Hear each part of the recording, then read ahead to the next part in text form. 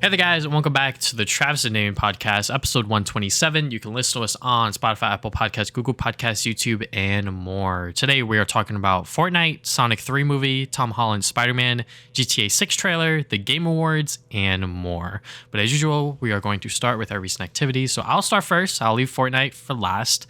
I haven't been doing a lot other than playing Sonic Dream Team, which we will talk about next episode because we have a special guest coming on. So I finished rewatching The Boys season 1 and 2. It's been a few years since I watched those seasons, so I really had no idea, or I did have an idea of what was going to happen within certain scenes, but I forgot like a lot of like major points, which I was kind of embarrassed about. I was like, holy fuck, I like really forgot this stuff.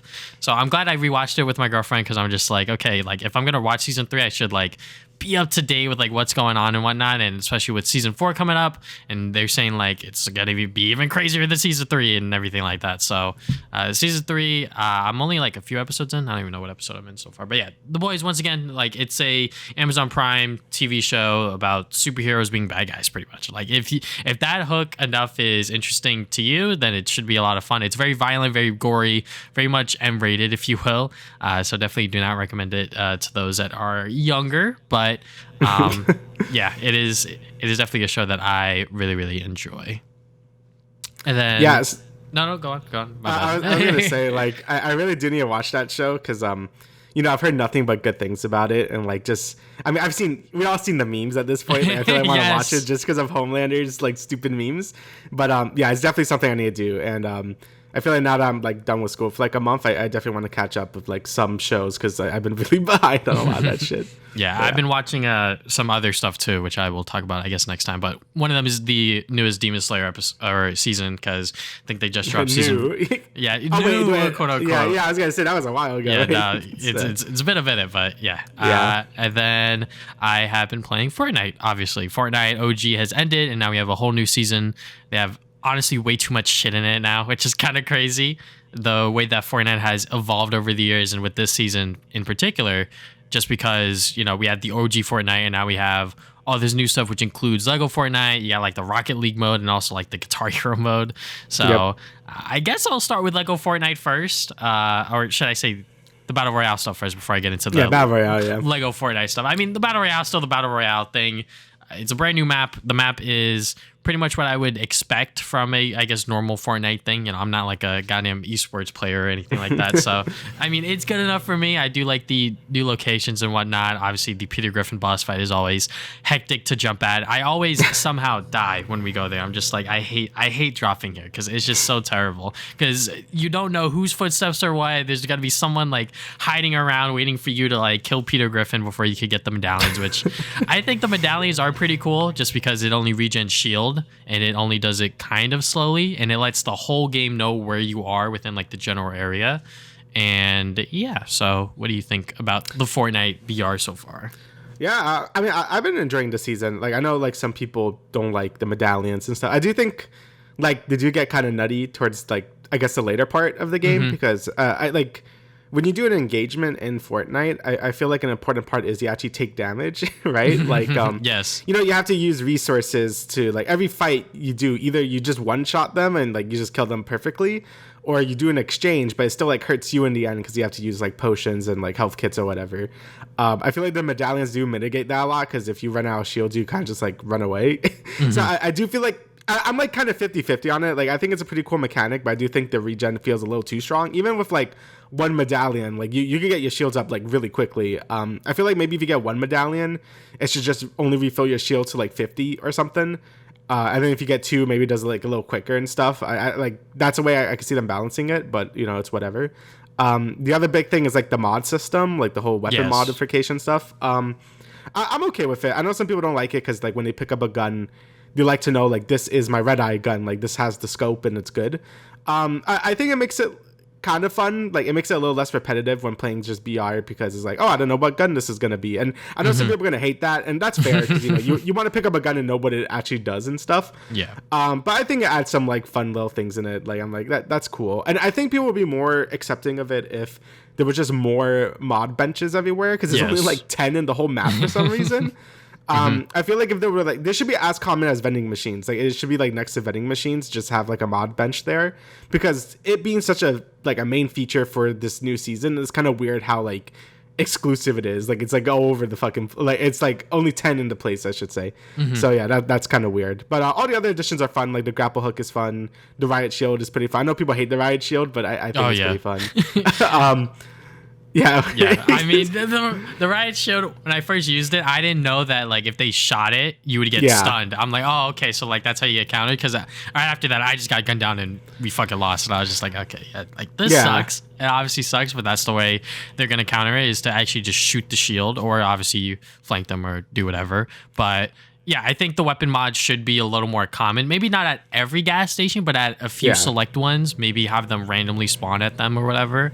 But yeah, the weapon mods are definitely something that I personally like, just because it's different from just like upgrading your gun to like a higher tier, which is obviously just like very like, I guess, one-dimensional now for Fortnite these days. So having like the weapon mods where you could like pick and choose like what you want this mod to be, and because it's attached to that colored gun, if it's like a green or blue one, you're kind of stuck with that, and you kind of just have to work with what those mods also give you. But yeah, and I'm glad that they thought about the mods to be like, okay, we can't let the mods like upgrade like gold or like mystic guns, because that would just be broken, obviously. Right. So, you know, they did think about that to a certain extent, but I do hope that they implement the workbenches more towards other parts of the map. But another big thing about the season is also that train that you see throughout the map randomly. Yeah. So like you can use it to like obviously get around, but there's loot there also. And the loot there is okay. It's not broken. So I'm glad that that's like a thing, because, you know, if everyone just drops on the goddamn train at the start of the game, it's going to be hectic, because there's only so many weapons and so much loot there that whoever gets the first gun is going to die, obviously. But yeah, I do agree with you with the whole like, I guess, medallion thing, where it's like, it does feel like it's another thing where you have to worry about like, okay, does this guy have the medallion, or does like one of his teammates do, or whatever. Obviously in solos it's like a little bit different, but yeah, I do think the medallions, especially since you could pick up multiple of them, I think that that's kind of like ridiculous. I think limiting it to one per person and maybe reducing the region a little bit. Personally, I never really had a problem with the medallion, just because I guess when you play in like duos, trios, and squads, it just gets more so people hectic. shooting. Yeah, exactly. So it's just like, all right, whatever. But yeah, for solos, it's like, it does feel a bit more like, I feel like if the person have medallions, they'll probably just win the fight. Usually, like, I got cucked a lot. Like, I've gotten second like a lot this season, and I feel like most of the time it's because like medallion difference. But besides that, I think it's a fun season. Also, I'm glad they like chilled out on the storm circle. Like, they made it a bit slower, because it was very aggressive when the season first started. But yeah, I think BR mode has been pretty fun, and I think, you know, people have been very angry about, you know, some stuff that I don't think is as big of a deal. I mean, the UI does kind of suck though. Like the blocker UI is pretty bad, but that's whatever. Yeah. Oh, also the whole med changes where you could actually like move around. And, if you have like a med kit and you only need to do 10, it'll actually only do that 10. So, but it does suck, or I guess it's balanced in this regard, where like if you start using like a half pot and then someone starts shooting at you, you just lose the half part once you stop. So it makes sense. But yeah, you know, definitely a lot of really cool changes. So now I guess we got Lego Fortnite, which is just like Minecraft. So that is like, that's been taking up most of my time in Fortnite. I could see why like just playing like the regular BR is taking so long to like finish out the battle pass, because it is taking a while.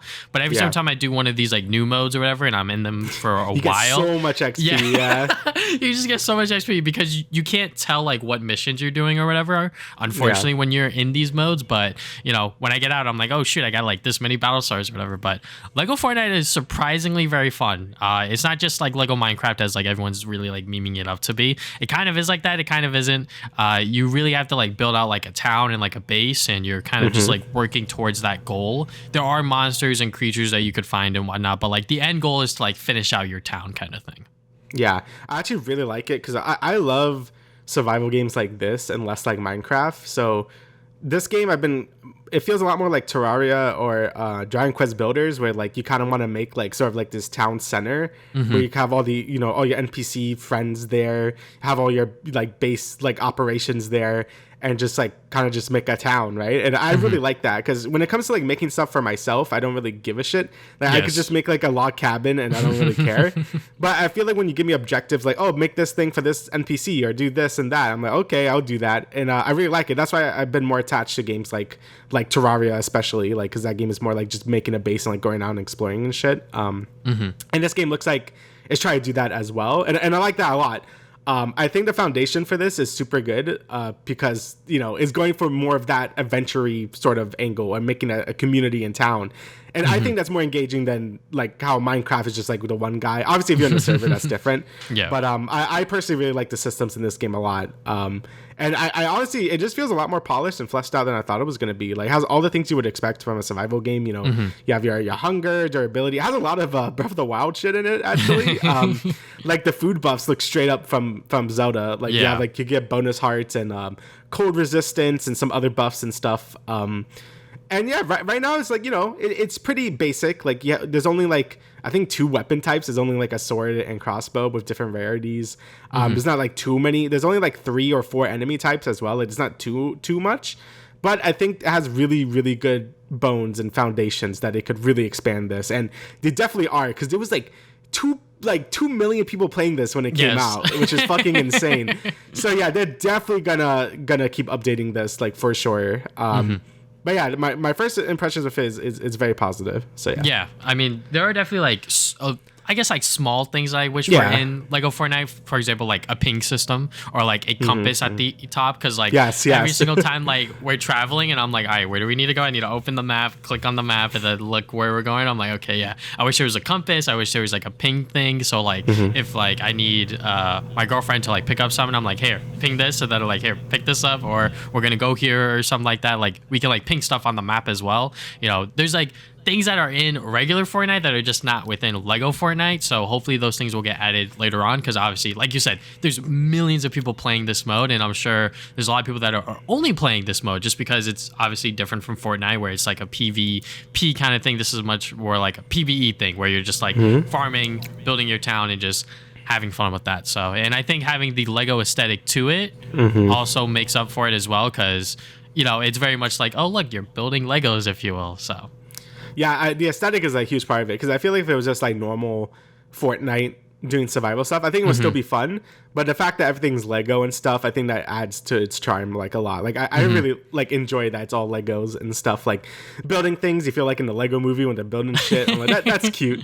Like, it's just a really cute, fun mode. And it's kind of like a nice, like, sort of like chill experience compared to the BR mode, because, you know, you're always running and killing people and stuff, and like whenever you get like kind of tired of that, or maybe you just did a loss, you're like, fuck, I should have won that, and I'm just gonna play Lego Fortnite now.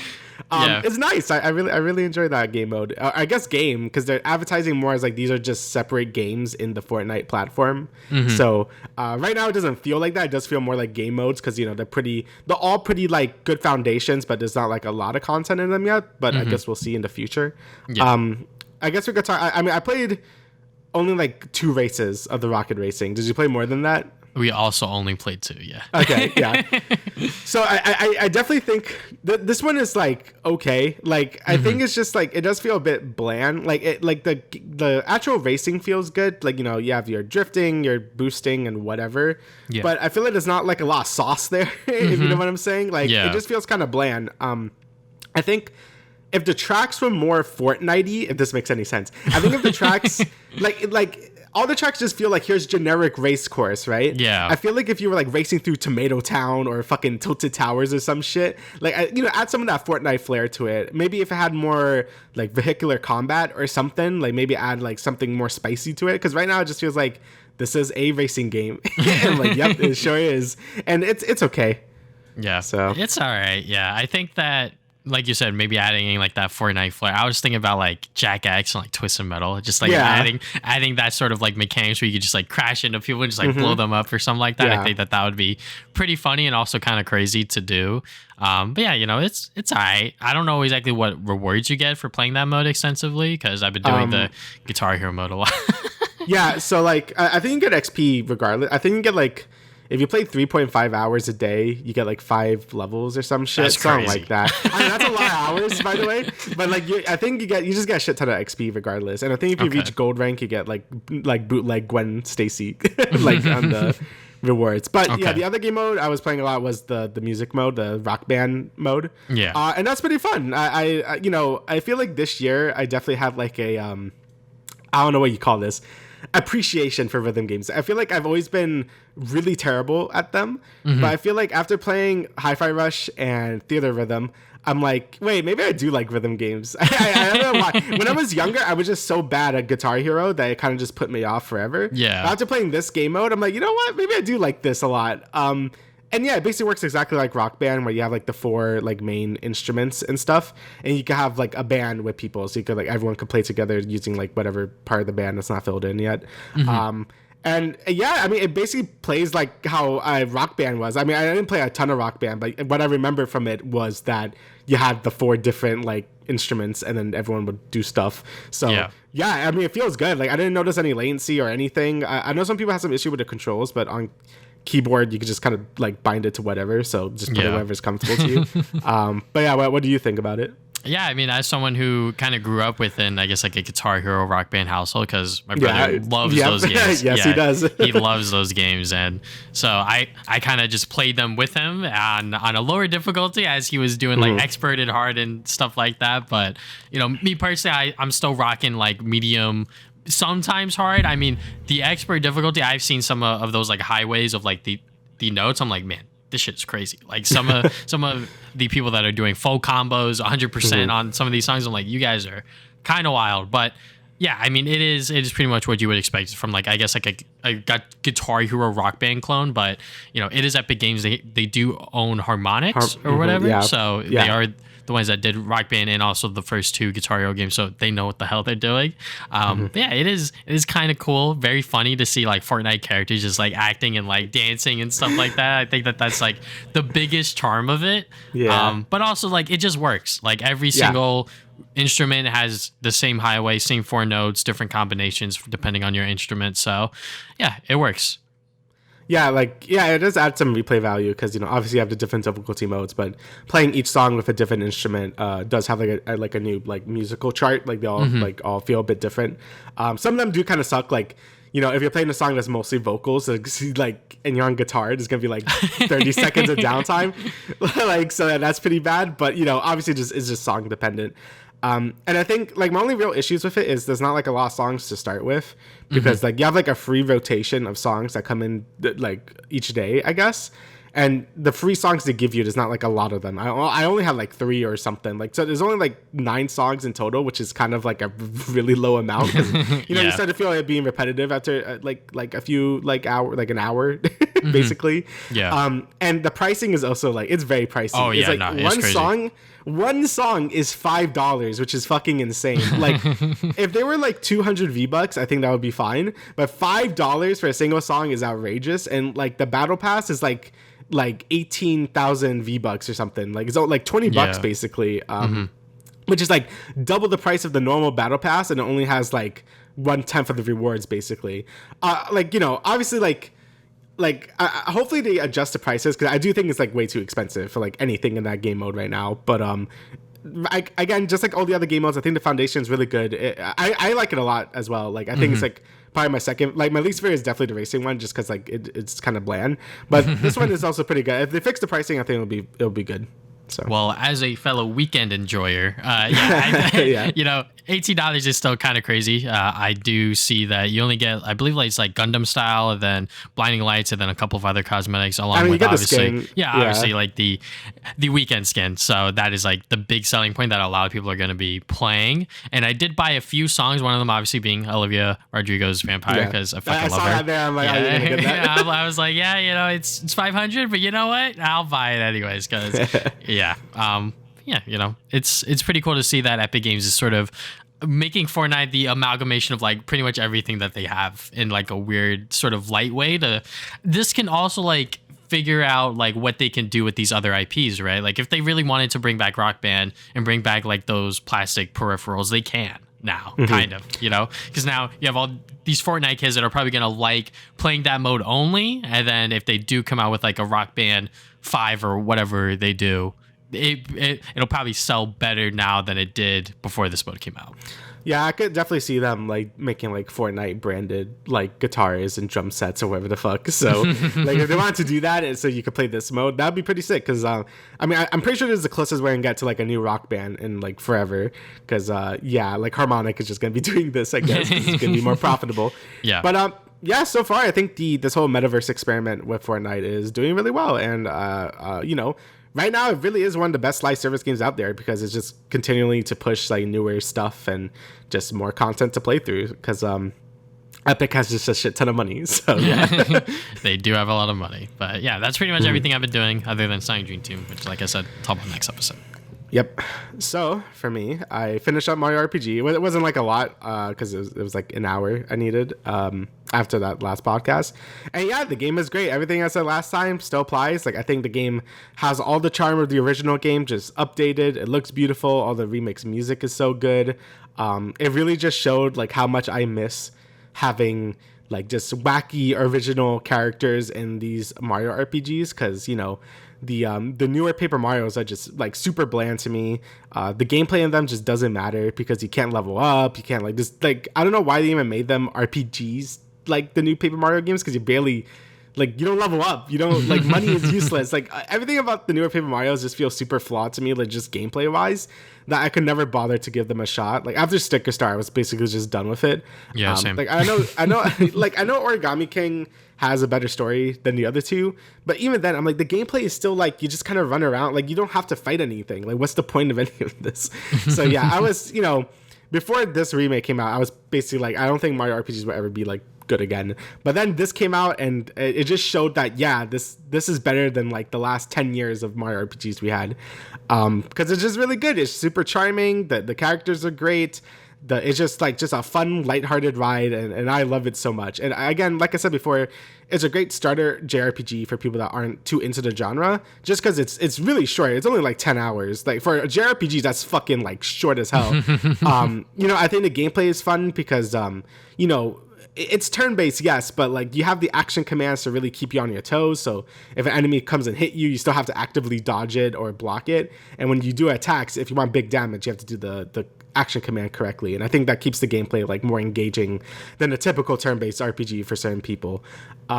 And yeah, and I love all the new additions they added. Like all the new like CG cutscenes look fantastic. Like they look really good, and you could tell the people that remade this game really love the original game.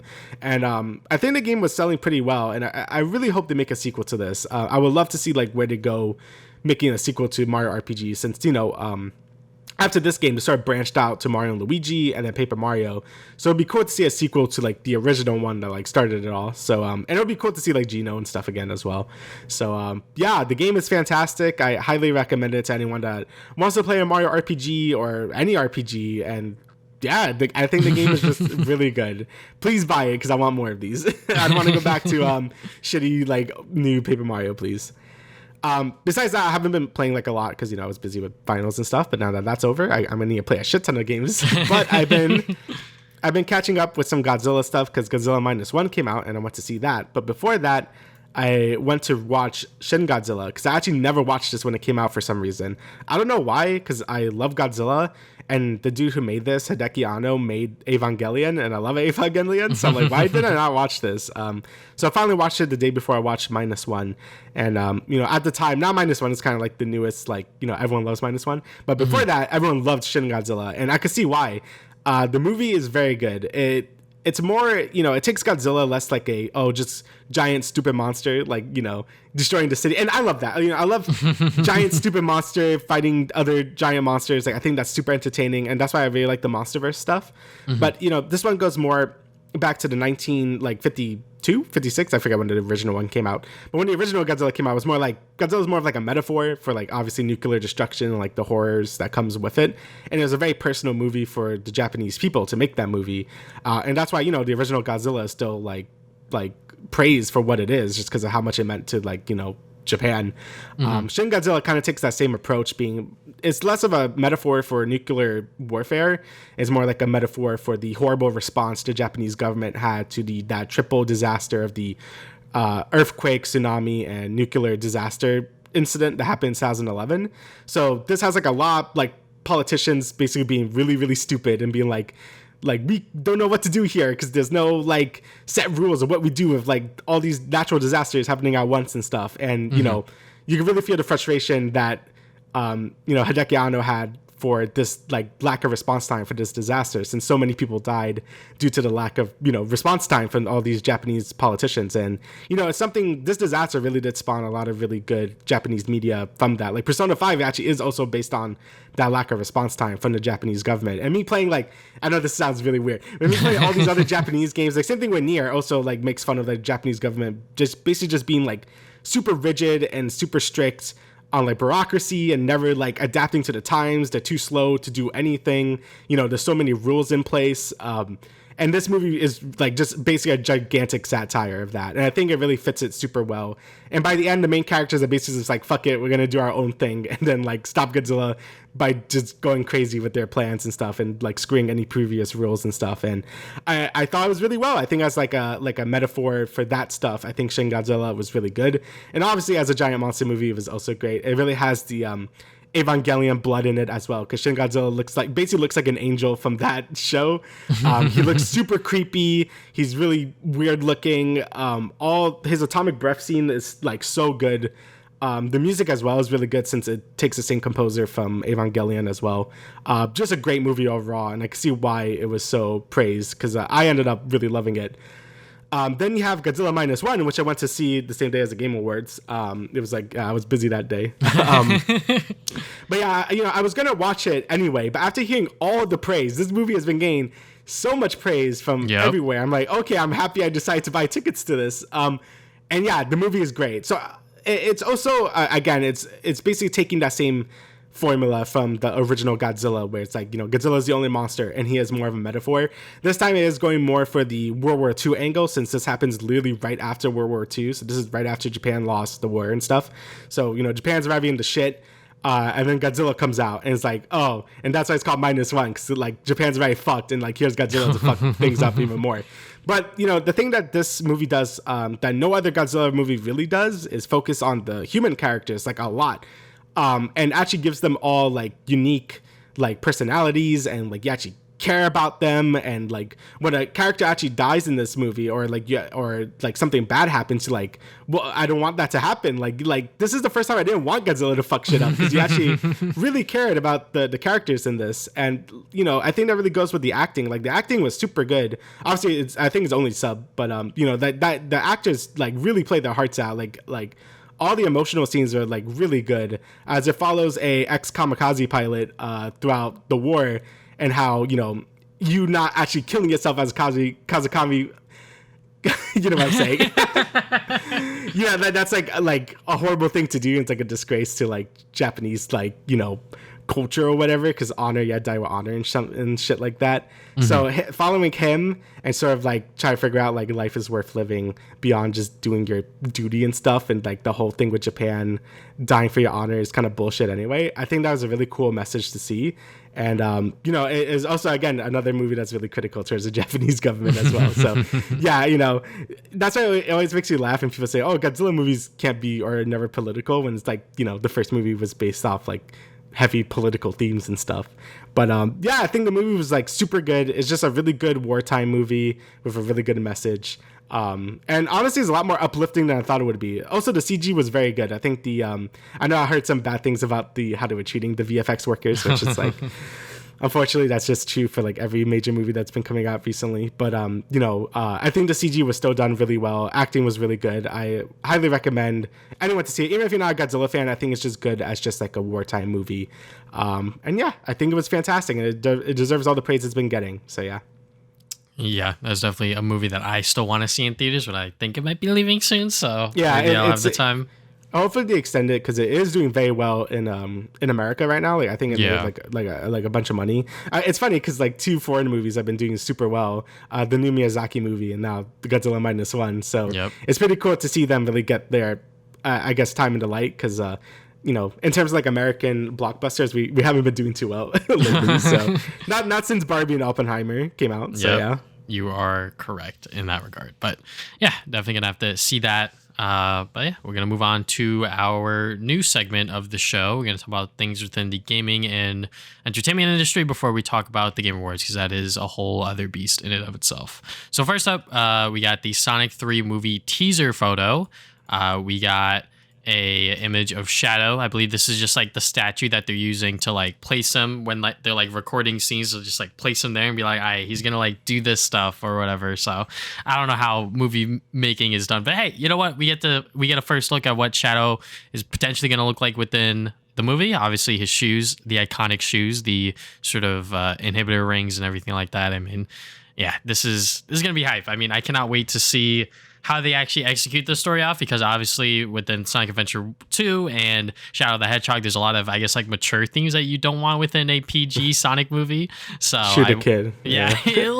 How are we gonna kill Maria? So Shadow goes rogue. Interesting. So I wonder how they're gonna do all that stuff. But obviously Shadow's design, we don't see it fully here yet, but it does look pretty good. I mean, yeah, I definitely think they're gonna like cop out and like make Maria die of like cancer or some shit. Like, I don't think they're gonna like shoot her, but we'll see. But anyway, that like whatever. We'll talk about that when like trailers start coming out for it. But yeah, the Shadow, like his shoes and stuff look good. I mean, we already saw his face at the end of the Sonic 2, and I think he looks pretty good. I even like the logo is going for the Adventure 2 thing. Like you have the Sonic sort of like quills and then Shadow's quills in the bottom, so it's going really for a Sonic Adventure 2 feeling for it for the whole movie, I guess.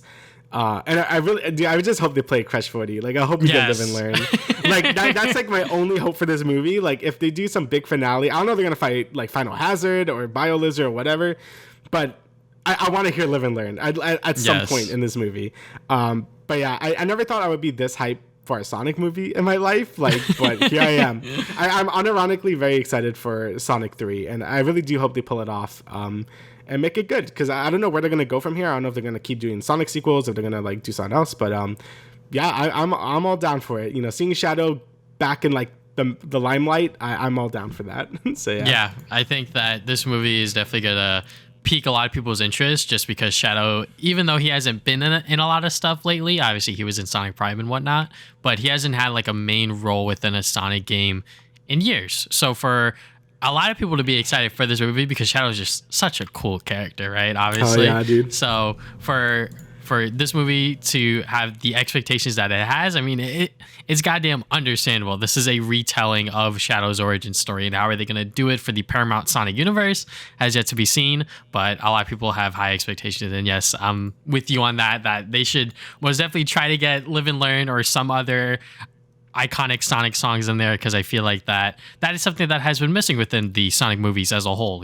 Like when you watch the Mario movie and more recently the FNAF movie, you could see elements and hear elements from their games, but within the Sonic movies, you don't really get the music, which I think is like the biggest downside of the film so far. So hopefully they're going to be able to pull those strings together to get at least Live and Learn at some point within the movie, because I think that would be extremely hype, and obviously have a lot of people super excited. Obviously I'm going to be there day 1 or day 0 if they have a fan event, because I was there for the Sonic 2 fan event, and that was a lot of fun. So yeah, please let it be Live and Learn. All right, so next we got another reason why Travis is going to say physical media. So yeah, PlayStation owners can no longer watch the Discovery videos. So I believe they just lost the rights, I believe. So yes. Due to content licensing agreements, that as of 31st of December of this year, you will no longer be able to watch any of your previously purchased Discovery content. So yeah, that's bad. Obviously, when you buy things digitally, I don't think you don't actually own it. You're more like you're just buying a license to watch it. Mm-hmm. So yeah, you never actually own anything you buy digitally, I believe, unless it's DRM free. So things like GOG, I believe it's like you own it, because I think you get like a download or whatever. But like for most things, it's basically just like a licensing thing. And if that thing is out, usually you lose it. Sometimes they like pull things like Steam. I don't believe you don't lose any licensed games if you still have it there. Mm-hmm. But for TV shows and stuff, that's even more strict, where it's like, nah, that shit is ours. So like you cannot watch it anywhere. So, but yeah, it's bullshit. I feel like if companies do this, you honestly should be entitled for a refund, no matter how long ago you purchased it, because it's dumb. Yeah. A lot of people people, like myself included, I buy a lot of things digitally nowadays because I'm lazy and it's also like convenient. But I think physical media is always going to be very important because of things like this. Because if you buy it and you have it in your hand, they basically can't take it away from you because it's yours. So yeah, this is less, we've been hearing a lot of things over the years about all the things digital storefronts have been doing to basically take away your content. And it does make it, if you like a thing, definitely buy it physically. Like if you really like a piece of media, yeah, definitely go out of your way to buy it physically, because you never know when that shit's gonna like just disappear from a storefront. Yeah, I mean, me, I fucking love that physical media. Maybe a little bit too much, but just with this story alongside with the Spectacular Spider-Man recently getting off of Disney Plus, yeah, what the fuck? I feel like it was just there.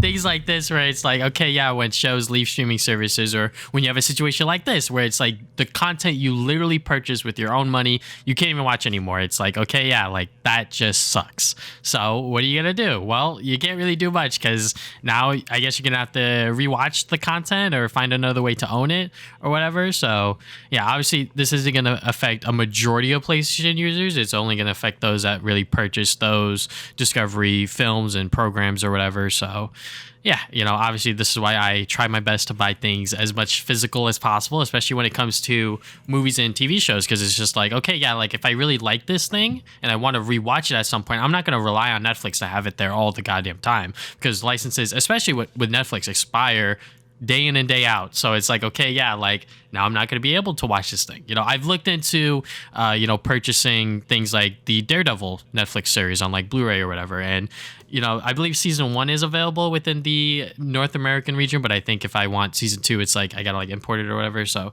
anyways, that's a whole other topic. But yeah, just like having things physically and having physical media is like super important, which is why, like, I guess when Oppenheimer went on 4K, especially for its steelbook, it was like fucking sold out everywhere. And it's like so much money on eBay now from what I've heard. So It is kind of crazy to see that, like, obviously when you're into like a piece of media, like obviously the sales numbers for the physical media is going to show. And obviously people that like movies, especially the Oppenheimer fans, know what cinema is, if you will. So they're like, okay, yeah, I fucking want to own this shit so they can watch it later and again and again and again and again. So yeah. Yeah. So basically, if you like a thing, buy it physically. If you can, obviously. If you can. That's why I bought the Scott Pilgrim thing, limited run. I'm like, give me that shit. I ain't losing this game again. Yeah, so, yeah. That was a whole fucking mess. So yeah. Moving on from there, we got some more video game news. We got Tony Todd tells fans Insomniac only used 10% of his Venom dialogue for Marvel's Spider-Man 2. So yeah, I mean, I think this was, I'm not going to say expected, but it kind of felt like that, because it's like he didn't really talk that much within the scenes that he was Venom. Obviously, we're going to talk about Spider-Man 2 spoilers. So if you haven't finished Spider-Man 2, skip to the next article, which I just closed the Google tab, which is the Fallout teaser. But anyways, yeah, so I mean, he was only within like the last act of the game, which is unfortunate, and especially with how they handled that last act, especially it was very rushed. It didn't feel like they really took their time to develop Venom as a character, and everything that sort of transpired after Harry became Venom was just like, okay, like what is happening here now? The whole city's like turned into Web of Shadows and everything like that. So for them to only use 10% of it is kind of how I see it as like expected, but also at the same time, it's like, what are they going to use that other 90%? Like, are they going to do a Venom spinoff game, a Venom DLC? That's what other people are speculating, but I'm still holding my breath on that kind of stuff. Yeah, it really depends. Like, if the cut voice lines were like, really specific for this game, it could have just been cut content. But if it was, more some other dialogue, again, I don't really know the context of like whatever the dialogue he was saying. Yeah, exactly. It could be like for a Venom spinoff, and the actor just didn't know, because it's just like, yeah, why would he know? So like, it could be like they just had his voice actor already recorded stuff, so they could do a Venom spinoff. Obviously this is all speculation. There's literally no evidence about any of this happening, but it would be sick if there was a Venom spinoff and they were very recorded the voice lines, so they could really like get working on it. But again, I don't really know for sure. Realistically, it probably is just a bunch of cut content, because it seems like that final act of the game maybe it was supposed to be a bit longer, or maybe there's supposed to be more to it, because again, like many people have said, ourselves included, there was a lot going on in that final act, and there wasn't like a lot of time to do a lot of things in it. So I definitely feel like it could just be cut content, and the Insomniac was just like, okay, maybe, I wish you kind of just saved that for for either another game or just made it like more of the game, I guess. But either way, it probably is just cut content. But 90% of dialogue being cut is pretty insane. So yeah, I mean, one of the cut lines or scrap scenes, I should say, is like when Miles actually had the symbiote, which would have been interesting to see how they would have done that, especially because he was the one that saved Peter from the symbiote. So how did the symbiote get onto him? Don't know how they would have twisted that story around or whatever. So obviously there was a lot of moving parts behind the scenes that we don't know about. But I think that having Miles take on the symbiote is something that is very much new. Obviously, it does happen within the comics so sporadically. It's not something that's very common within Miles' story, because obviously, like, he knows what the symbiote and sort of Venom did to his mother within the first one, which is why he fucking hates symbiotes. We'll just have to go away and see exactly what this cut content has in store, or if it's actually just cut stuff. All right. So next we have the Fallout teaser trailer. So they also showed like there's like 2 trailers. This is like the main trailer, but they also showed like a short little trailer during the Game Awards. I don't know why, because this has never existed. But either way, this is a Fallout show. I mean, just from looking at it, it basically starts up like any other Fallout thing. Like you open the vault driller comes out.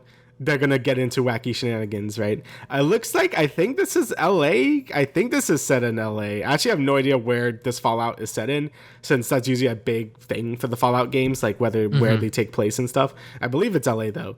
And yeah, I mean, it looks exactly what I thought a Fallout show would look like. You know, you have dog meat, you got a ghoul, you got the power armor, like what else do you need? It apparently does break some lore things, like there's like a mutant in the vaults, which isn't a thing. I don't believe that happens, because all vault people are like just normal ass people before the bombs drop, so I don't know why that guy's like a Cyclops.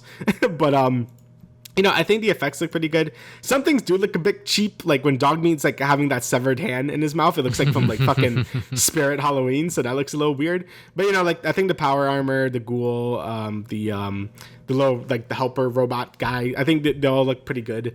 And basically I just need to see how the show is, right? Like I just need to see how the writing is and stuff, because it's really easy to like make Fallout bad. I mean, Fallout 4 exists like in terms of writing, so like it could go either way. It really depends on the writing and stuff. I know some people already have issues with like the aesthetics of the show, like they think it's too bright and like kind of gets further and further away from the original vision of Fallout being way more grimy and stuff, and it's going more for that Fallout 4 aesthetic being more, I guess, like bright, really 50s aesthetic and shit.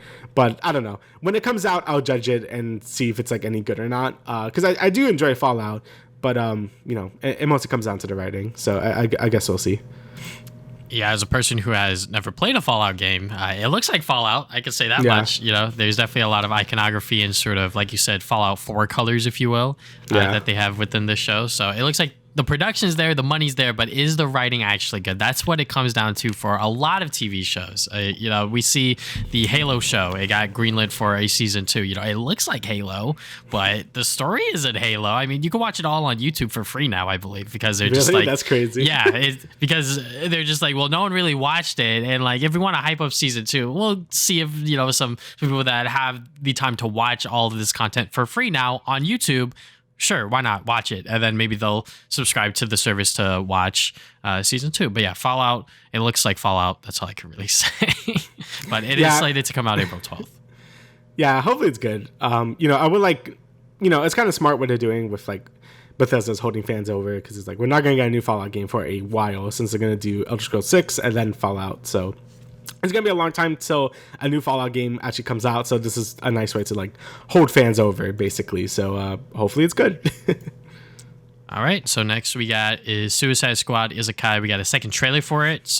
This one gives pretty much a much better idea of like how the story and the plot's going to go. This trailer is with the Japanese cast, obviously, and we get to see Harley Quinn and the Joker go into another world, and then they form like their own little Suicide Squad. You see Peacemaker along with a couple of other Suicide Squad iconic members, if you will. So yeah, I mean, I think that this is just like I said last time when I talked about this show, or movie, I should say, whatever the hell this goddamn thing is. It just looks like it's gonna be a fun, anime series, movie, whatever. That's gonna have DC heroes take on an isekai world. Obviously something very new, very anime, if you will. Probably the most anime thing that I think most shonen fans would probably get into is a Isekai, because all the other stuff might be a little too weird and maybe too much for them. But yeah, I mean, it looks good. I really do like the direction that they're going with it, and I hope that once the series does come out, it ends up being just as good as this trailer. Yeah, I mean, it looks great. Like, animation wise, like Wit Studio did a good job on it. I missed when they did Attack on Titan, but it is what it is because Mappa, they did stuff. But anyway, like animation wise, it does look good. The only design I don't like is like Joker, because it's like I wish he just had the sharp shark teeth. Instead, he has it's like the stupid tattoo over his regular mouth, and that looks dumb as shit. But besides that, what could you ask for? They go into Isekai world, they're fighting orcs and shit. There's dragons. I'm like, yeah, why not? It looks like it's gonna be a good time. I wonder what the dub voice acting is gonna be like. Like, I don't know if they're gonna get like Tara Strong, even though she's like really controversial right now as Harley Quinn, and I don't know like how the dub voice. My brother's like, are they gonna get like John Cena to voice Peacemaker? I'm like, no way they're gonna get him to voice Peacemaker for this, but I guess we'll see.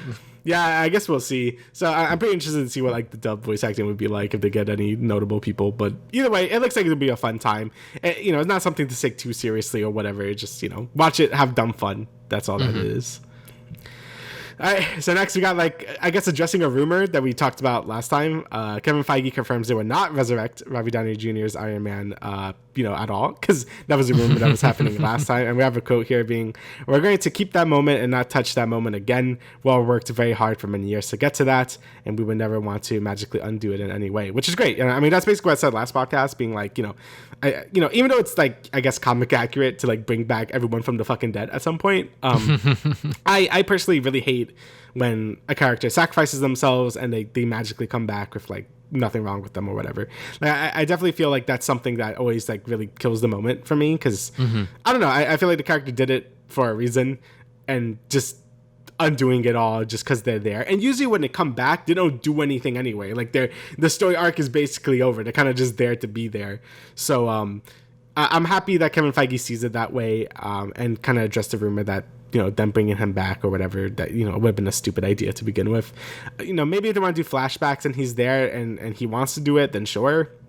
But I don't want to see the character again. Not because I don't like the characters, because I do like the character, and I just don't want to see them ruin all that whole moment for like no reason. So yeah, I mean, this is very much like comic book versus film sort of debacle, if you will, where it's like, okay, yeah, like it'll happen in the comics like over and over again, which I guess is the problem with like American comic books in general, where it's like these characters have gone on for decades and decades and decades, and they sort of stay around that same age range for most of it. You might have some stories where it's like they may age as time goes on, like for example with Spider-Man Life Story, where it's like it starts off within that time frame within when the book first started, then when it gets up to like the early 2000s or whatever, like Peter Parker's like an actual like old man.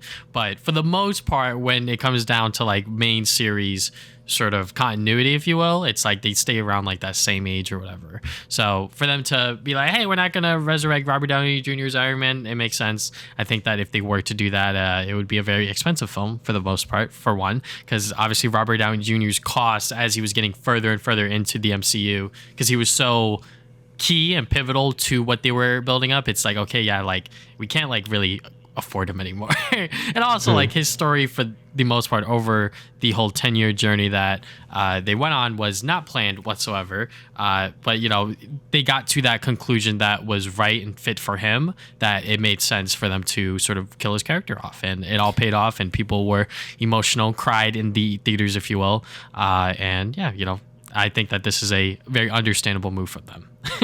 Yeah, sometimes the actors, they don't want to do the same role forever. I mean, like a lot of the, like Chris Evans and Robert Downey Jr., they both sound like they just don't want to do anything Marvel like ever again, which is fine because they've been doing it for so long. Yeah. So like they're just like, yeah, we just don't want to do it anymore, which is fine because they ended their whole arcs and stuff. So asking them to bring them back for like no reason is kind of dumb. So that won't save the MCU basically. Like if you think the MCU is like floundering because they aren't in it, like I don't think that's true. I think it's just like a bunch of different stuff. But yeah, it's better that they stay dead.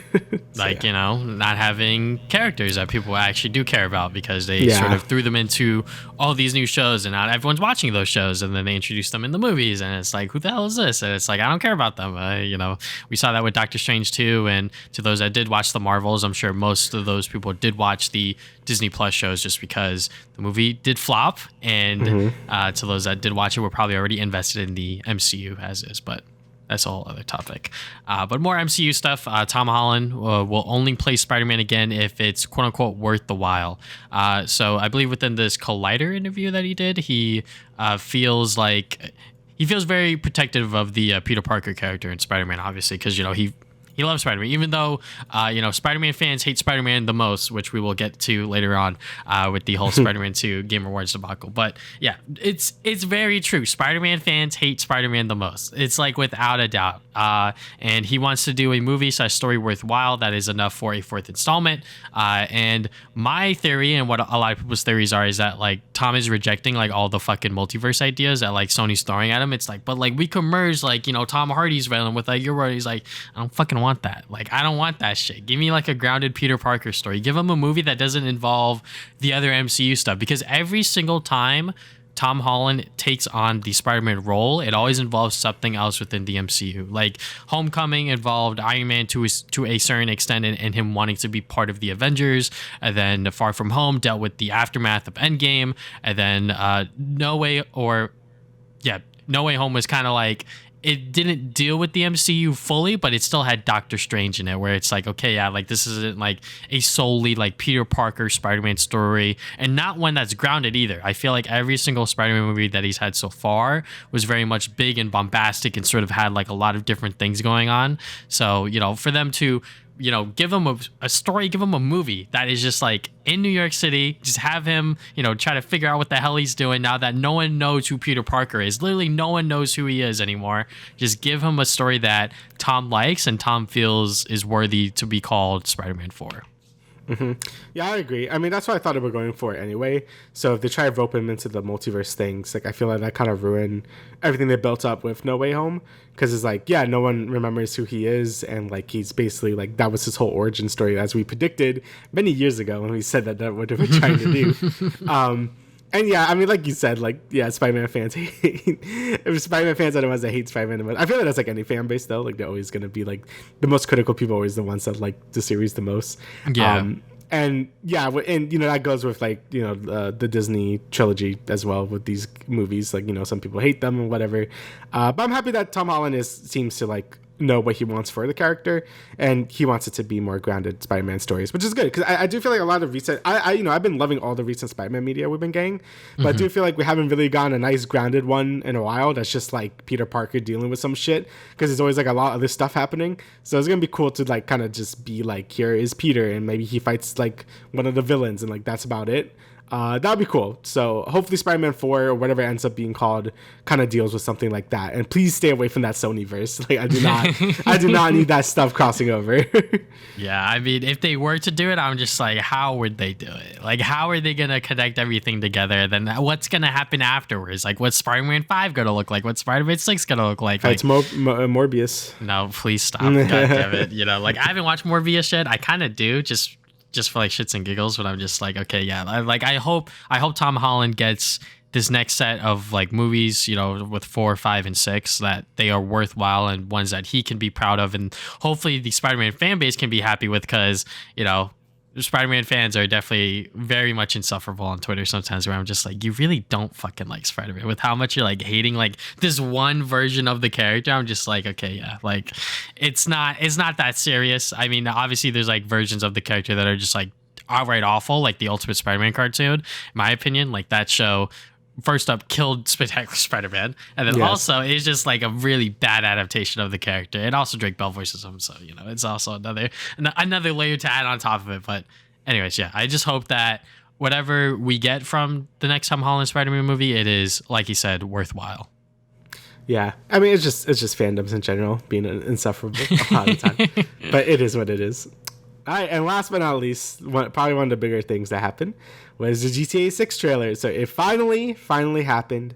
the GTA 6 trailer. This has, let me check right now, how many views does this motherfucker have? Yeah, that's a lot. That has 141 million views as of like the day we're recording this, which is like December 11th. So that's fucking insane. And yeah, I mean, it looks like GTA. It looks pretty good. Like graphics wise, apparently they said Rockstar was like what you're seeing here is not just CG. Like this is actually how the game is gonna look. You know, press X to doubt, but we'll see when it actually comes out. But yeah, the game looks great, like visually. Obviously it's like Vice City, so it's like all Miami. You got all the crazy Florida man stuff. You got like gators walking into like supermarkets. You got people twerking everywhere. You got like crazy Florida men and women. Yeah, I mean, it looks great if they're gonna be taking modern Florida culture. As I could attest to that yeah, it's pretty could be a little pretty insane over here. So it's gonna be cool to see them sort of like adapt that again, since they haven't done that in a very long time. When Vice City came out like in like the 2000s. So I'm not like the biggest GTA fan because again, I couldn't play it when I was younger, so I don't really have like that much of an attachment to it. I played a bit of 4 and a bit of 5, but that's about it. So I'm hoping this is gonna be like my first like actual GTA I actually played through. But I guess we'll see when it comes out. But yeah, I mean, it looks good. What do you think about it? Yeah, I mean, it's very funny that the trailer literally got leaked the night before it was supposed to come out. So then they're like, it fucking leaked. People are seeing it with this Bitcoin thing over it. Fuck it. We'll just drop it right now because you fuckers are so stupid and like leaking shit. So yeah, I mean, it happened. We're here. We finally have the first GTA 6 trailer, and I think it is pretty much what I would expect and sort of wanted from a GTA 6, just from all the rumors and the sort of news that has been floating around within the industry, that this is, another game that takes on Vice City, and it does look great. It looks amazing. I mean, I feel like every single GTA game, when it comes out, it always sets the bar for that console generation, where it's like visuals and like presentation and performance. Obviously, GTA 5 lasted 3 console generations. It was there towards the end of the Xbox 360 and PS3. Then it went on to the PS4, and we're still on it for the PS5. But obviously, this new GTA game exclusive for the current generation of consoles, and yeah, I cannot wait to play this one. I did play fully through GTA 5 when it came out, but only through the story. I didn't touch any of like that online stuff because I don't really have an interest in it, honestly. But I feel like this game has a very interesting story. Obviously, it has Lucia, who is going to be one of the first female protagonists within the GTA series. The last one was in GTA 1. So, it has been quite a while since we've had a female character as like one of the main characters within the story. And I feel like her story is going to be very interesting and sort of carry GTA 6 in a very cool direction. I'm pretty sure all of the rumors were like it's going to be like a Bonnie and Clyde kind of thing, and I could definitely get the vibe between her and Jason. So yeah, I mean, I just can't wait to see how that story plays out, and obviously like the presentation, the visuals, it just looks spot on. Yeah, so hopefully they could deliver. I mean, they delivered. I know Red Dead 2 wasn't everyone's cup of tea, but people really like that game a lot. So if they could, I guess, have the same level of quality for GTA 6, I'm sure we're in for a really good time. And yeah, I'm excited to really like get into it as like someone that hasn't really touched the series all too much. I'm excited to really like play through it for like basically the first time. Again, as a kid, I mostly played I played games that were adjacent to GTA, so things like Simpsons Hit and Run, Destroy Humans, Jack 2 and 3. Like those are my sort of GTA experiences because I couldn't play this shit. So yeah, it's gonna be interesting to actually like play through it like for realsies this time. So but yeah, it looks good. And again, I really like the Bonnie and Clyde thing. I think that's a cool angle to go for as well. Yeah. All right, so now we're going to get into the last part of the show, which we are going to talk about the Game Awards. First, we're going to talk about the announcements, and then we're going to talk about the winners, and then I guess like the aftermath and controversy behind the, I guess, what happened at the Game Awards. Please wrap it up. First, David, what do you think of this year's Game Awards? I'll be honest, I was kind of working and half watching. I was writing articles as I was watching the show, but I was very much in tune in terms of like when new stuff was happening. But I thought that this year's award show was more or less the same of what happened last year. Like I said, because I was like kind of like half paying attention. I don't really exactly know what was going on, but they were definitely pushing the Hollywood celebrities more, and they were having a lot more ads. And just like it just felt like a really crammed show. I get what Jeff Keighley's doing. He definitely has like, in my opinion, like only good intentions for the industry when he does this show. Like, he doesn't just want it for the money. He just wants to celebrate games and sort of give these developers a platform to announce their new and cool things. So, but I think for this year it did miss the mark just a little bit, which we'll talk about much more later on. But yeah, I think that it was okay. The announcements were definitely a lot more indie game focused, which I think is very cool, especially because this is going to be the night that a lot of people are going to be watching, whether they follow gaming or not. It's called the Game Awards, so they're like, oh, okay, let's see what games win this year, kind of thing. So. Yeah, I mean, I thought last year's Game Awards was like very good. Like, I thought last year's Game Awards was probably like my favorite one that he's done. Like, I thought the announcements were very good. I thought it was obviously very memorable for obviously good and wrong reasons with the Bill Clinton kid and Christopher Judd like just talking for like 8 minutes. Like, but it made a very memorable show. And I thought last year's I honestly thought was like super super good. This year I thought it was like okay. Like, I basically feel exactly how you felt where. I feel like the announcements, like, I felt less for a lot of them. Like, some of them were cool, but some of them kind of just felt like, like, here's the space game with, like, gun. I'm like, yes. So, that was fine.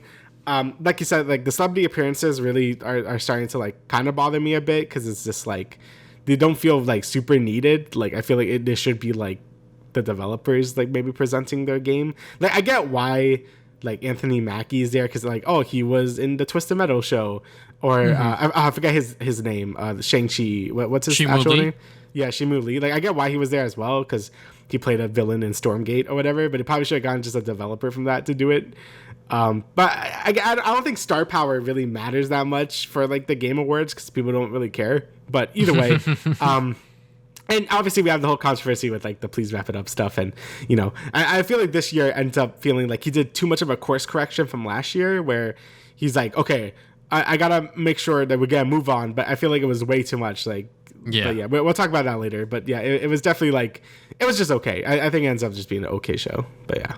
Okay, so let's just get into the announcements. We don't have to go in this order that I have it in here. So I guess I'll start off with first the Sega bomb drop of them just announcing like just a bunch of remakes. Games. Yeah, so they announced pretty much brand new games from Jet Set Radio, Shinobi, Golden Axe, Streets of Rage, and Crazy Taxi. They're all now in development. So they're pretty much a bunch of classic Sega IPs and franchises that they haven't touched in years. And then all of a sudden they're like, all right, okay, like here's these new games. And especially with Jet Set Radio is because of Bomb Rush Cyberpunk or whatever. Yeah. That game really brought back, oh, okay, like people really do like this sort of game. Why don't we just bring that back, Jet Set Radio kind of thing? So yeah, I mean, I'm eager to see how all of these games look in like a full length trailer instead of just like these small little clips. But it's nice to see that Sega is doing stuff outside of just Sonic. Like obviously, like I fucking love Sonic. I can always get more of him, but I feel like Sega should definitely utilize more of their IPs more. And then there were jokes on Twitter about Nights into Dreams and I forget the other one just like left in the dust within the, I guess, like Sega library, if you will. But You know what? This is like a good start for them to like bring back old IPs and sort of see where this goes from here. Yeah, I mean, people can always complain. I mean, there's going to be a thing like Fantasy Zone and Space Channel 5 and Choo Choo Rocket. Like, I'm not going to get every single like Sega made thing, but I think them announcing 5 games of their classic catalog to bring back is very insane. I mean, and from what they showed, it looks pretty good. I mean, like obviously some people are complaining like Jet Set Radio doesn't have cell shading going on and some other stuff, but I feel like when they come out, like obviously these all seem pretty early in development still, so we probably won't see like all of them come out until like maybe not even next year, but probably the year after. But I think this is a great initiative from Sega to do. Like we said, we're both Sonic fans. We like Sonic, but it's also nice to see Sega actually use their IPs that they have because they have a lot of great IPs that you just don't use. Yeah. Right now it's just been Sonic, a lot of Yakuza, and Persona. Like that's kind of what they've been like have their backs on right now. It's just those 3 series. So them actually utilizing their giant catalog of IPs is great to see. Because they're great IPs. It's great to see like Crazy Taxi again. So yeah, I really like this new energy they got. They said that they want this to be a new era of Sega again. Like they want to go back into that sort of Dreamcast mentality. Like they even brought back the Sega. Like they're shouting Sega again. I'm like, yeah, I really like this energy from Sega to like really bring come back into the forefront. I think they want to have their sort of Capcom moment, like because Capcom has been killing it over the last few years, like just using all their IPs, except Mega Man for the most part. But like Capcom has been doing really, really well the last few years, and I feel like Sega really wants to be at that same level of being like that big third party developer that's making these banger games and stuff. So hopefully it works out for them, because I think Sonic Frontiers, regardless how you feel about it, I think that was a really important game for Sega, well, for current Sega, to be like, okay, maybe we could do like this new stuff and like do bigger AAA things again. So that's great to see. I'm very excited about all these Sega games, and hopefully this turn out good. That's all I can really hope for. All right, next, I'm very excited for the Dragon Ball, not Budokai Tenkaichi. So I know Sparking is the name of the Japanese one, and they're going for the Japanese naming convention. But yes, this is Budokai Tenkaichi 4. They're just calling it by its Japanese name now. This looks sick. I'm really excited for it. I really hope it's good. Apparently, this has been being made for 5 years. Apparently, they've been working hard on this. And just visually, it looks great. The gameplay, when they're like fighting, like, oh my god, it looks exactly like Budokai Tenkaichi 3, and it just makes me very happy. I'm sure we could both speak on this, that we love the Budokai Tenkaichi games. Same thing with Budokai as well. Those games were like super fun as a kid. Obviously, they were like super janky and like things were very unbalanced and stuff. But that's kind of the point, right? Like if I'm playing Omega Shenron, I should be blowing back Krillin, right? Like who fucking like he's gonna get demolished? Not like that, but. Yeah, not like that, but but yeah, I do hope that this game does have the same amount of like gigantic characters. But apparently, it's supposed to have a shit ton of characters. Hopefully, the story mode is as fun as the Budokai Tenkaichi games as well.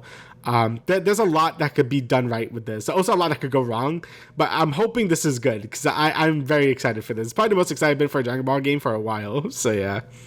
Yeah, I mean, when I saw this, when I saw the Bandai Namco thing, and I was like, this is Dragon Ball, I was like, this is fucking Budokai Tenkaichi 4, and it was. So I'm glad that we now have a official name for it, Sparking Zero. It's sort of them being like, hey, like this is the next entry within the Budokai Tenkaichi series, but also this is like 0 point. Like you can start here. You don't have to worry about, finding the old games and playing those on the PlayStation 2 or whatever. You can start here on the current generation of consoles. It's going to come out for PS5, Xbox Series X/S, and PC. So yeah, and it is going to release. We don't know when exactly. It's gonna, coming soon kind of thing. But it will retail for $70, which is, a lot of people sort of like, oh my god, it's $70. But I'm just like, look, if they're gonna fucking deliver on this 5-year wait, this 5-year development that they've been doing, and it's been well over a decade since Dragon Ball Z Budokai Tenkaichi 3 came out. If they deliver on it, it's gonna be well worth the $70. And I hope that we just get the Dragon Ball Super story. That's all I'm really asking for, is like from the beginning of Super all the way up until the last tournament arc with Jiren and everything like that. I haven't even watched that part of the anime, but I know that's sort of like where the anime ends. They're probably not going to touch any of the manga stuff, because that's normally how this sort of like Dragon Ball game stuff goes. They don't touch stuff unless it's been like animated and whatnot. So yeah, I mean, like you said, me and you sort of grew up on these titles. My first game ever was Dragon Ball Z Budokai 2 on the PS2. And, I've been following the Dragon Ball Z games ever since then. And for this game to, sort of be the next step within the Budokai Tenkaichi series, I'm like, okay, yeah, I'm all in. I am all in. Yeah, and I just watched the trailer again, and like, yeah, just graphically, it just looks phenomenal. Like, I think it looks like super good. I think this is the biggest, like, we're gonna get to like sort of that Dragon Ball FighterZ like energy, just in a 3D setting, and I'm just very happy. It looks like they really took their time to make this, and I feel like these Dragon Ball Budokai Tenkaichi games are still like probably one of the best sort of like anime arena fighters. I know the Ultimate Ninja Storm is also up there for like a lot of people, but I feel like, man, like they really understood like what Dragon Ball was, and they really delivered. So hopefully we get something as good as the older games, just in a newer engine. Also, it's really cool that these games are for next gen consoles. Like they're not dealing with PS4 or Xbox One stuff, so they can go full crazy with it. I'm very excited. Hopefully it's good. So, yeah, that's really all we could hope for, is that we hope that it delivers. And like you said, the graphics visually, it just looks so good. It literally looks like the Dragon Ball Super Broly movie, which in my opinion is like the best Dragon Ball has ever looked, modernly anyways. So yeah, I just can't wait for this game. I hope we get maybe one more trailer along with a release date, and then hopefully it will be sooner rather than later. But hey, you know what? It's been 5 years in the making. If we gotta make it 6, we gotta make it 6. Just make sure that this game ends up being as good as the fans expect it to be. Because I have been on Dragon Ball Twitter and people have been like, yeah, Xenoverse 2 for the past 5 years they've been pumping out those stupid ass DLC things. Well, you know what? They were the goddamn unsung hero that they did not even know about because they were holding the Dragon Ball game fan base for all these years. And now that we have this game coming out, it should give us all of those storylines just within the Budokai Tenkaichi engine. So, yeah, dude. Very, very excited. I hope it has offline multiplayer because it seems like that under like the supports thing, it says multiplayer, quote unquote, online. So hopefully it's both online and offline because I still remember playing with my cousins and playing, just like 1v1, just like playing all the stupid ass characters and whatnot. So yeah, I remember fighting my brother and all that. Like it was just super fun. Again, it's just so much that it's still unique to that series, like mid game transformations and just powering up. Like I want all that stuff in a newer game. So hopefully they really deliver on that. Yeah.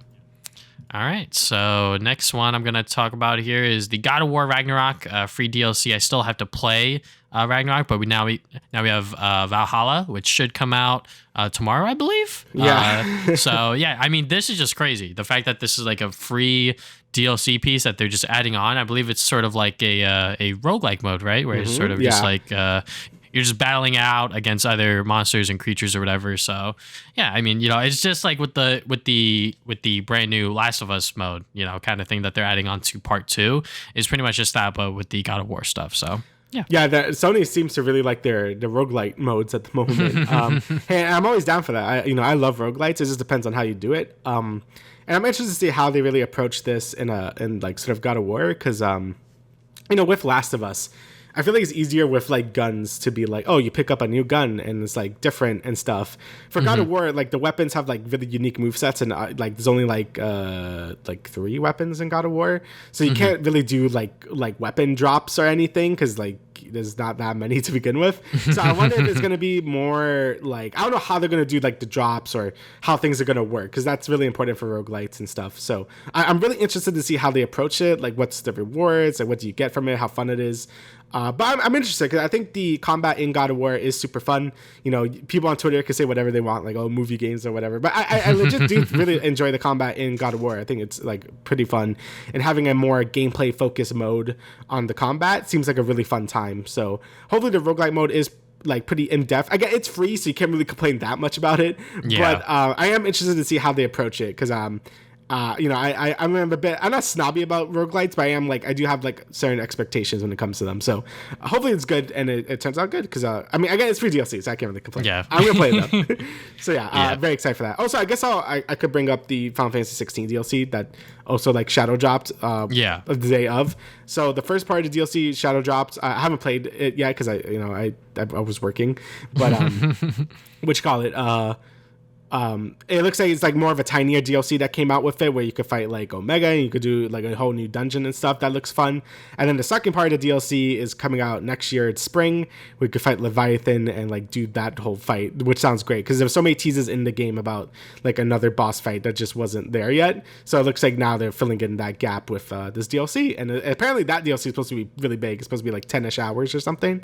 So I'm very excited for that as well because again, I really enjoyed 16 a lot. Super happy it won fucking best soundtrack. We're gonna talk about more like the reward stuff, but I'm very happy it won that. And yeah, it was a pleasant surprise to see something get just shadow drop. Like, oh, here you go. The first part of the DLC is out right now, so that's great to see. I really like 16, and that was a really cool DLC announcement as well. Just a lot of DLC stuff. All right, just pick the next one. Yeah. I guess I could talk about the new Moon Studio game. So I love Ori. Like Ori 1 and Will of the Wisp are very good games. I love them. They're super fun Metroidvanias, really great platforming. The second game added like great combat in it as well. And this is their next game and it looks great. Obviously the visual style is still amazing. Like Moon Studio just knows how to make good looking games. Like that's just what they do. At this point they could do anything. I'm like, that's going to be a good looking game. But this game is going to be straight up an action RPG and that's really sick. I love the visual style. It's going for a way more like mature tone. Ori was a very cute game. It got some dark moments in there, but it's a cute game. This game is not cute. Like it's going to be more for a medieval, like harsh setting Game of Thrones type thing. and it looks super fun. Like it looks like it's gonna be a good time. So this top-down action RPG thing. I don't know how what the gameplay loop really is gonna be. Like I don't know if it's gonna be more like a just a linear progression or it's gonna be more open world or something. But whatever it is, I'm excited. I love both Ori 1 and 2, so I'm definitely down for this game. And there's no release date or anything yet, so probably not gonna be till 2025. If I'm gonna be honest, but it looks great. I'm really excited for it. Yeah, I mean, just going from Ori to this, I mean, it obviously visually looks very different, but it still looks great. Like the graphics look amazing. I think that for them to sort of step out of their, I guess, comfort zone and sort of move on to a whole new project, because they probably, I don't know how Ori 2 ended, but they probably could have squeezed out maybe one more game to make it like a trilogy or whatever. Yeah, Ori 1 and 2 are weird because Ori Will-O-Wisp is kind of like a weird remake of 1, where it's like, it kind of is a sequel and kind of not. Like it redoes a lot of stuff. It's weird, but it still is a sequel. But I think it ended pretty well. So I think they want to move on at that point. Yeah. So I think that's fair. Makes sense. And obviously, with this game, they are going for a much darker, grittier tone set within this like fantasy setting and everything like that. So yeah, I'm excited to see how this game does. I'm sure that this game is going to take a lot of people, maybe not by surprise, but it's probably going to get a lot more people hooked in on it just because of how it looks and the fact that it is going to be probably going to be on Steam and everything else, and not just like on Xbox stuff, because I believe that was a problem with Ori, is that it was published by Xbox and Microsoft. So, it was sort of like restricted to that sort of zone, if you will. But I believe with this game, it's going to be hopefully on everything, or probably just on Steam for now. Probably just on Steam, I guess, if Microsoft still wants to keep their stuff on their stuff, which, makes sense. All right, so next one I want to talk about here, I guess I'll talk about Brothers. This was the very first announcement that they made. Brothers, A Tale of Two Sons. This is a remake of a 2013 game. So this is obviously a very old game. And if you were around back then, you would have known that this game was critically acclaimed, if you will, as like a very, very good indie game. A lot of people were talking about it for its emotional story, but also for its gameplay, where you're kind of controlling both brothers at the same time. But if you're playing with someone else, now you guys control them individually. But yeah, it is a very good game. I still remember playing it. I forget exactly what year. I played it a little bit after it came out. But yeah, it is a lot of fun, but also very depressing at the same time, just because of its story and its content. But yeah, I think that this is like a perfect time to remake it, especially for the current generation of consoles, because it does look very, very beautiful, visually stunning. So yeah, excited to see when that comes out, because it does come out very, very soon. I believe January 13th or something like that. I forget. 28th, yeah, it was also or February 20th. I'm just screaming out fucking dates. That's what it was like. Justice Ferris's like first game as well. Yeah. So if you're into A Way Out or It Takes Two and stuff, like definitely check this game out as well, because that man makes some really unique games that really like utilizes like co-op to its full like extent. So definitely check it out if you like those two games, because It Takes Two was fantastic, but it's also good to like check out his older stuff as well. Also, it seems like his next game is gonna be kind of far out if he's doing this. So yeah. I guess the last thing I really, really want to talk about is the Blade. So Arcane is doing a Blade game. So and Arcane did, fucking Deathloop and what was that other game called? Not Redfall. I mean, they did do Redfall, but that's not the thing I want to highlight. Oh man, what was the other game called? Dishonored. Oh, Dishonored. There you go, Dishonored. Yeah, Jesus Christ. So yeah, they did Deathloop and Dishonored. So they're kind of into like the whole immersive sim type deal, where there's a lot of ways to approach things and stuff. But interesting thing about this game is it's supposed to be third person, which is something they've never done before. All the games have been first person, so it's gonna be interesting to see how they approach this game, because Arcane is good at like I guess like being more like just immersive type stuff and less on like action-y based things, and hopefully Blade goes for that route as well, because Redfall came out and that was a more action-based game and that kind of sucked. So hopefully Blade kind of goes for that more sort of like Arcane-y style. It's kind of hard to describe that style if you don't know what I'm talking about, but hopefully this ends up using more of that DNA rather than the Redfall stuff, but I guess we'll see. Yeah, I mean, obviously, this is another game within the, I guess, Marvel's game universe, if you will. So Yeah. to have Blade now come into it, I think that is going to be pretty cool. I'm just curious to see how the game will play out because obviously, this studio has done a lot of pretty cool games that have taken the games industry by storm, such as Dishonored and also Deathloop. We don't talk about Redfall. No one talks about Redfall. We don't talk about Redfall. So We don't talk about Redfall. For this game to, sort of take on a licensed product as well, a sort of a licensed property, I should say, and sort of twist it around and give us a Blade video game, I think that would be pretty cool because, there's a lot of other Marvel games that are coming out that we don't know what's going on with them just yet. So for this one to be tacked onto it as well, you know what? I'm all for it, especially with this sort of kind of studio behind it. Now, people are wondering, is this going to be an Xbox exclusive? Because, it's being developed by Bethesda and Arcane, and, they can do that because of Microsoft's sort of hold on them now. So I wonder if that's actually going to happen as sort of like their way to have their own Spider-Man on Xbox, if you will. So if that does happen, I guess I'm buying an Xbox. We'll see how the funds are looking when that happens. But I'm eager to see how this game will play out. Yeah, it's definitely gonna be an exclusive. Like they were saying, they just said no comment if it's gonna be on anything else. like it's gonna be an exclusive. I mean, Microsoft needs exclusives, so because they don't have anything. Yeah. So yeah, it should be a no brainer. That's on Xbox only. Yeah. I mean, Redfall's Xbox only. I mean, it's on Steam as well, I believe. But Yeah, but it would also just like take extra development time to like develop for like a PlayStation 5 and everything, especially since it's all gonna be in house. So they're gonna have to learn to develop for another competitor's console, and I'm sure they don't want to do that, especially since it's like, well, if we just make it an exclusive, we could get more Xbox sales, and also we don't have to develop it for PlayStation 5. So yeah. But I guess the last thing I want to talk about on here, obviously they showed Black Myth Wukong, Hideo Kojima's OD, which I guess we'll talk about later.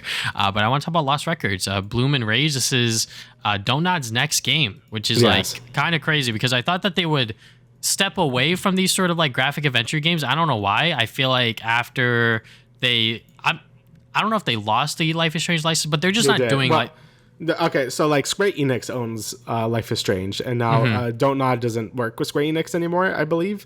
So someone else does Life is Strange now. Because Don't Nod does not own the IP. So yeah. Yeah, so they're just doing like their own Life is Strange with like a bunch of different characters now. They're in like a band, and it looks about what you would expect from, I guess, like a game like this. I'm kind of eager to see how this story is going to play out because, I feel like stories like this are worth telling, if you will.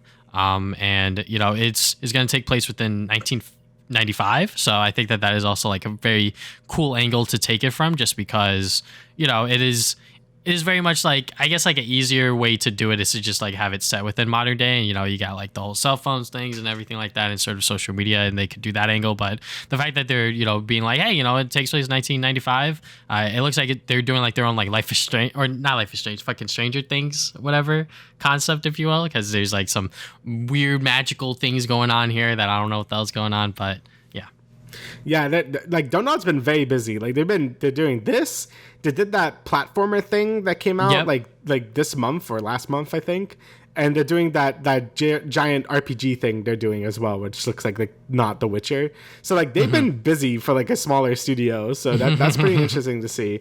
Hopefully they don't like fall under their own weight or whatever. But yeah, I mean, I'll keep an eye on it. I mean, I really like Tell Me Why. Like, I thought that was a really good game as well. Like, I really did enjoy that game. So, if they could recapture, that spirit. I mean, as long as not like, Life is Strange 2 was an L from them, but like, I think everything else they've done was good. So, yeah.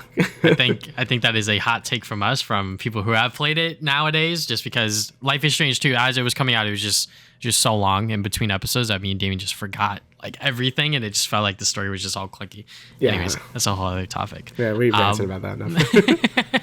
Now let's talk about the winners and sort of like who took away awards the night of the Game Awards. So going into it, if you guys watched last episode, you guys would know that I believe me and Damian pretty much predicted that Baldur's Gate 3 was going to sweep everything, with some awards going to Alan Wake 2. Which is pretty much what fucking happened, where it was like, okay, yeah, if Baldur's Gate 3 is in there, they're probably going to take it. I think that the only award that could have been up was for best performance. I think that was like all in the air, because everyone that played whichever game it was, because Spider-Man fans were like, oh my God, Yuri's so good at Spider-Man. And then, people that played like you, Final Fantasy, were like, oh my God, he's so good. So the fact that it went to Baldur's Gate 3 was, I think was a very keen sign that Spider-Man 3 was going to take home nothing. But yeah, I mean, I feel like all the winners, like, they all were what I expected. Like Game of the Year, I predicted it was going to be Baldur's Gate. Like, I'm like, there's no way it doesn't win Game of the Year at this point. I'm actually surprised Zelda didn't win more. Like, Zelda only won one thing, which was like surprising to me. Yeah. However, I am happy. The two I am most happy about is that 16 won Best Soundtrack. Thank God. Like, I'm like, please, either that or Hi-Fi Rush. I beg of you. And I'm happy 16 won that. The music in that game is so good. And same thing with Best Audio Design for Hi-Fi Rush. I'm really happy both of those games won something because I think Hi-Fi Rush really deserved it. I think that game was great, and I'm happy it got like some recognition. And besides that, Baldur's Gate and Alan Wake sweeping everything is kind of like, I thought it was gonna be Zelda and Baldur's Gate, but Alan Wake makes sense too, because I'm like, yeah, that makes sense. But yeah, most of these are what I expected to happen. Yeah, I mean, Pikmin 4 won Best real-time strategy game, so I was just like, or whatever. I was Fire like, Emblem. Let's fucking go. We got our one, baby. But yeah, I think that this year in particular was just like such a great year for gaming, where it was like, okay, yeah, like there's a lot of great games out there, but also like the ones that really took above the rest were obviously Baldur's Gate and Alan Wake 2. And for them to win the awards that they did was kind of expected. I'm glad that Zelda won Best Action Adventure, just because, that category was kind of stacked with other really great action adventure games, including Alan Wake 2 and Spider-Man 2. So, I do feel like action adventure is just Zelda, though. Like, when I think of action adventure, I just think of Zelda. So yeah, it is very hard to sort of key down like what games were going to win this year, especially when, like I said, this year was just so stacked in terms of like everything that was going on. But yeah, I think that the awards that they did show off sort of on stage were appropriate. I feel like there were too many awards that were showed off that were just like, all right, well, now we're going to announce more awards. Best whatever that they listed off, and that is like winner blank, and I'm like, okay, yeah, like I guess, but like people are going to forget those awards a lot more. For example, with the Pikmin 4 award, like when that happened, I was like popping off, but I'm sure a lot of people missed it because they probably weren't watching because it wasn't on the big stage, if you will. But I understand that you can't have every single category be on stage as well. Yeah, I mean, this is where it kind of gets divisive. Like, they've always done this. Like, every year they've always done like the lesser rewards kind of just get like sidelined like that. And I really feel it shouldn't be the case. Like, honestly, I saw someone suggest this, and I kind of like agree with it, where it should just be a 2-day event at this point. One day is all the announcements, so it just becomes Winter E3. And then the next day is straight up just rewards. Like, it's just like everyone could get their moment. Everyone could get up on stage and say something, and it'll be just like a good time, right? Like, that's kind of, I feel like we should just go for that approach. So people who don't give a shit about the rewards could just watch the E3 stuff and then like leave for the next day. And yeah, the viewership will be lower, but I feel like, if what Jeff is saying is true and he wants this to be an event for the people that make these games that we like so much, then it should get their time to talk and not have like 30 seconds to say anything. So I definitely feel like it should be like a 2-day event at this point, where it'll feel less cluttered for a one stream thing. Cause like watching for like 4 hours or 3 hours and 30 minutes is like a long time for anyone to watch anything. So, I think splitting it will be like for the best at this point, because I think every reward should be like someone getting up there and like talking, right? Like best indie game, like they should be going up there and getting their shit. Best RPG, they should be getting up there and talking about their shit. Like, all these people deserve to like be up there and like take their shit and like, revel in the moment. But yeah, I don't know. That was always like kind of bothered me, that like a lot of these categories just feel like throwaway, even though they really shouldn't be, Yeah, definitely. I think that there were definitely more opportunities for them to have more people get on stage and sort of, say their thing. Obviously, I think one of the first awards that they gave out was for Best Family Game, which was Mario Wonder. And, Doug Bowser was like, yeah, thank you very much. And then I guess he went home after that. But, I feel like that there should be more times and more opportunities. And the whole 2-day event thing, I can see it happening, but I don't think it will, just because I feel like, there's going to be a lot more costs going into that. And you're going to need a lot more sponsors and ads, which was also another complaint that a lot of people had with this year, where it was like, there's just so many ads and so many things. And I'm just like, that's how they get the events going, and that's how they get the events running. That's how they get money in. So, I understand why they have so many ads, but it's just like if you want to do it 2 days, there's going to be more ads, which that is also going to cause another problem with people because they probably just don't know how like the economics work when you run a huge event like this. Especially, you're going to need multiple streams, you're going to need to hire multiple people to make sure the event runs smoothly and everything like that. So but yeah, and also with the whole like celebrities and like Hollywood people going up on stage, I think it's fine because obviously like it creates moments like when Keanu Reeves went on stage and was talking about Cyberpunk all those years ago, and also last year with Nicolas Cage being like, I'm in Dead by Daylight, and I'm like, okay, yeah, like that's fucking weird or whatever. But that was during, I believe, Summer Game Fest or whatever, so like that's like a little bit different. But I feel like for this year, for this Game Awards, it was very much like they went up there, they said their little thing, I'm in a game, haha, and then they like went off stage or whatever. So I guess that goes into like Hideo Kojima's sort of like OD, where it was like people were saying that like they were taking way too much space of the show, which I kind of agree with. Obviously, Jeff Keighley has a very good relationship with Kojima, so he's like, you know what, take your fucking time, His bro. husband, You know yeah. what? Yeah, he's like, bro, take your fucking time. You know what? You made all of these great games. You're like a legendary game developer, so you know what? You can have this spot within my show to talk about your game, and also have Jordan Peele come up on stage, do your thing. But obviously, a lot of people were just like, like that's not exactly like what it should be. It should be like everyone should have like the equal opportunity to have that sort of time to talk about their game if they want to for that much time, if it was really needed. I get it, like it drags the show out, but like Hideo Kojima's one sort of segment of him talking about OD, which was like barely even like a fucking game trailer, and then them just like stroking their dicks and be like, this game's gonna be amazing. I have like the Avengers of like Hollywood working on this or whatever, and I'm just like, okay, yeah, like that sounds great and all, but like what is the game? Like what is gonna be happening here? Like I get that like it's a horror game and everything, and you got Jordan Peele behind it, but like what is the game? Yeah, no, I agree. Like I feel like they just use their time for like things that just feel like they shouldn't take up that much time, like that, and the the celebrities doing their jokes or whatever. I'm just like, okay. I feel like at the main point, like you should be, it should be about the rewards, right? Like that's the main thing. It's called the Game Awards, Like I love the announcements too. Like I am mostly watching it for the announcements too, because I want to see what the new stuff is. Yeah. But of course, I also appreciate all the developers that make all the games I really like, and I still want to see like them talk about stuff and like like just get their light, like here's like all the people that made this game and stuff, and they deserve way more than 30 seconds to like say what they want to say. Like having that timer there and just the please wrap it up thing is like super disrespectful. And mostly when like people are saying like, imagine having like the Zelda creator come up and you're giving him 30 seconds to say anything. Like that's insane to me. Like what are you doing?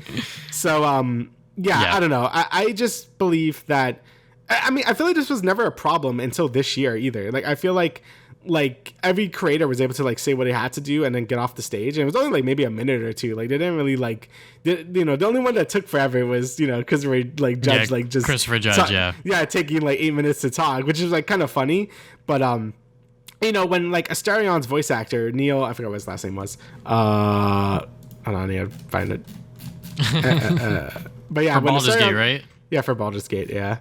Neo Newborn, yeah. When he was talking and then they start playing the sad music and stuff, I'm like, dude, that's like super disrespectful. Like he was like talking like from the heart about stuff, and they played this loud ass music to like drown him out because like, all right, time to get off the stage and stuff, like I don't know. Yeah. That really rubbed me the wrong way. I'm like, that's like super disrespectful. So, and for an event that is supposed to celebrate games and stuff, it really didn't feel like that. It felt like a lot more cynical and capitalistic and stuff. If I want to be all fancy about it, but I don't know. That stuff did kind of rub me the wrong way, and it seems like Jeff Keighley got the message. He's like, okay, I think I fucked up, and he kind of did. So, but yeah. I think like I said, like I still believe Jeff Keighley has like the best intentions I do too. For the industry. So like for him to like mess up like this, and for him to like overtune his corrections from last year, he's like, okay, yeah, like I'm gonna have to, when he does do the Game Awards next year, he's like, okay, yeah, like I'm gonna have to like make sure that like he has enough time for these devs to get up on stage and 5 minutes max. Like I think 5 minutes is more than enough time for them to say their thank you, say like what they have to say about the game and everything like that, because they want to talk about the product. They want to be like, thank you to X, Y, and Z for making this shit happen. And, whatever like trials and tribulations that they went through. Because, fucking Alan Wake 2, I don't remember any of their speeches because they were so fast. And like, once again, I was like half paying attention because I was writing. But I feel like they should have had more time to talk on stage, because that game has been like in development hell for like years. Like they wanted to make Alan Wake 2 after Alan Wake 1, but Microsoft said no. And then, they never really got that opportunity to, until they bought the license from Microsoft in 2019 for like millions of dollars. So then it was like, okay, yeah, like now we can make this shit a reality. And for them to, win a couple of awards that night was pretty historic for them, because it's just like, okay, yeah, like all this time, all this fucking effort that we finally have to put into this game, it was well worth it. Even though they had to go up against fucking Baldur's Gate 3, they were able to take home some awards with them. Mm-hmm.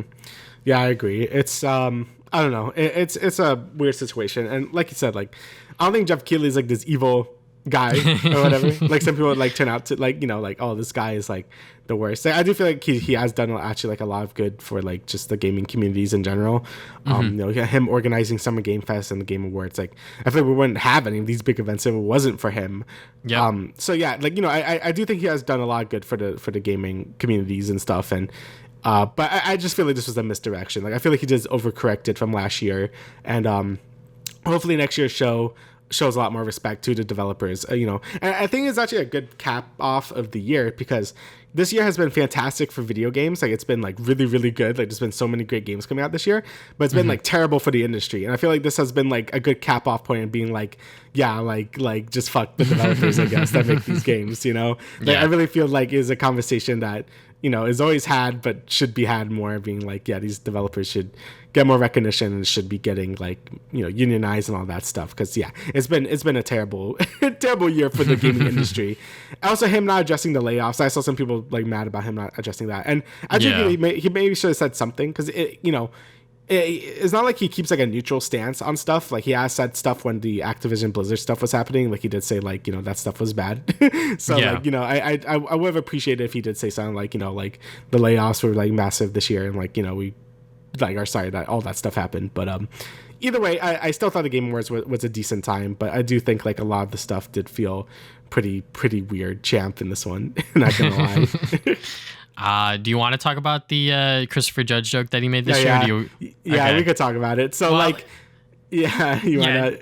Yeah, I'll explain it, I guess. So he pretty much went up on stage because, he was obviously like, haha, remember last year when I talked for like 10 minutes or whatever? Well, I'm not going to take that much time, but he made a joke about the Call of Duty campaign not being that long or whatever, because obviously that was like a pretty big thing that people were joking about, because it was just like, yeah, this fucking campaign's a joke. And I guess the COD devs really took that to heart, and it's like, okay, well, first up, he probably didn't write that joke, and two, like, if you don't want to be made fun of, just fucking make a better product. Like at the end of the day, like I get it. Like maybe you didn't want to do a campaign, but if you're gonna do a campaign, at least make it like worthwhile for the fans, because obviously like they're paying $70 for your product, and for the multiplayer to kind of just be like Modern Warfare 2 expansion pass, and then on top of that have the Modern Warfare 3 story mode just be straight dog shit. It's like, okay, yeah, like you're kind of just like spitting the face into the consumer, being like, haha, thanks for the $70, fuck you, Yeah, it's kind of just like, it's also like the lightest roast like ever. Like, yeah. like people in the Oscars like say like way ruder stuff, and like everyone just laughs. Like it is meant to be like just a really light jab, and it was a good joke. It's like, yeah, my joke was like, my speech was longer than the Call of Duty campaign this year. Like, it's just like a like little jab. Like it wasn't even that bad. So I feel like them taking it to heart. Like I get like you don't want your work to be like sullied like that, I guess. But it's also like the big Activision isn't gonna like care if you're fired either way either. Mm-hmm. So I don't know. I don't think it was that big of a deal. Like I thought it was kind of funny as well. It was just a light little jab. Like it wasn't like anything to get like that taken over. So yeah. Especially from the Call of Duty devs, bro. Fucking get tougher skin. What are you guys doing? Yeah, like you would expect them. I mean, they get shitted on all the time, so I thought they would be like pretty immune to that stuff. And because I'm like, the campaign is really short, and apparently it wasn't very good either. So you're just speaking the truth at that point. So.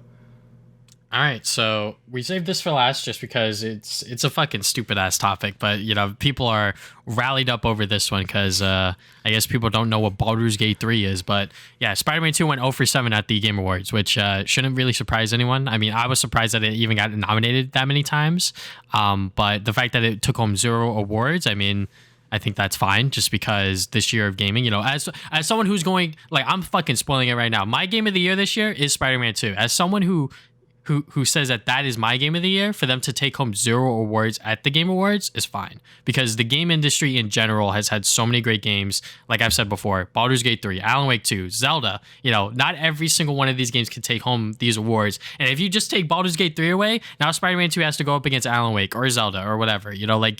Like there's just so many great games that released this year that it's kind of hard to say that like Spider-Man 2 was the best game to come out this year. It was the best for me personally, and I'm sure it was the best for a lot of these other Spider-Man fanboys or whatever, but it's like it was not one of the best games released this year, sadly. Yeah, I mean, also just because a game doesn't win. I mean, people are weird about like rewards and stuff because they say they don't care, and then once your thing doesn't win or it does win, people get like really like angry and stuff, or they use it as like a console war thing. It's like, oh, like Spider-Man didn't win anything, like haha, like this game is bad now and stuff. And I think that's dumb. If a game is good, it's good. I mean, like in 2021, Ratchet didn't win anything. Psychonauts 2 didn't win anything. And Psychonauts 2 was like my game of the year that year, basically. Like I loved that game, and it didn't win shit, and it was nominated for a lot of stuff. That doesn't mean the game was bad. Same thing with Ratchet. That doesn't mean the game was bad. It just means it just didn't win anything. Like it doesn't really matter at the end of the day. It's like this is still just like a way to like commemorate people that make these games and stuff. And if it doesn't win, that's just how it is. And it's not like Spider-Man 2 is hurting for money or anything. Like there's still a starting act is still fine. Like they made a shit ton of money from it. They're probably just happy it got nominated for so many things to begin with. So when things don't win rewards, it doesn't mean it's bad. Same thing with RE4 Remake. Like RE4 Remake, that's a great game. That didn't win anything either. Does that make it bad? No. It just means it's just like there was just other things that were just better or like fit the category more, I guess, and I'm happy that Larian did win a lot of awards because this is their first like huge game. Like Divinity Original Sin 2 was also like a huge game, but it didn't get the amount of recognition this Baldur's Gate 3 is getting. So I'm happy they were able to get all these rewards and really get the recognition they probably deserve. Everyone knows the Soniac is good. Like Larian is kind of like newer to a lot of people, so them getting all these rewards and stuff means a lot to them. So people using this as an excuse to be like, oh, Spider-Man 2 is actually bad. Like, is the game perfect? No, of course not. Like, there's issues with it, but I still think the game is great. Like people acting like it's like a 5 out of 10 now. It's like, I mean, it's the typical Twitter cycle being like, the game is good, and then but game is actually bad. So yeah, you just get used to it. As I get older, it just like it just annoys me a little more than me getting angry about it because it's just like stupid. Like who really cares? Yeah. But seeing the dumb Twitter cycle or Reddit cycle being like, thing is good, thing is actually bad. Like, it happened to Zelda too. Like, this thing was good, and I was like, oh, it's actually like too much of the same and it's bad, so sorry. Or it could just be too much of a circle jerk where it's like, this is the best thing ever that has no flaws, like Baldur's Gate. Like, I agree that it probably should win Game of the Year, but obviously that game also still have issues. Like I brought up with Act 3 being like fucking super janky and stuff, but it's whatever. At the end of the day, all these games are good, and don't take it too personally, basically.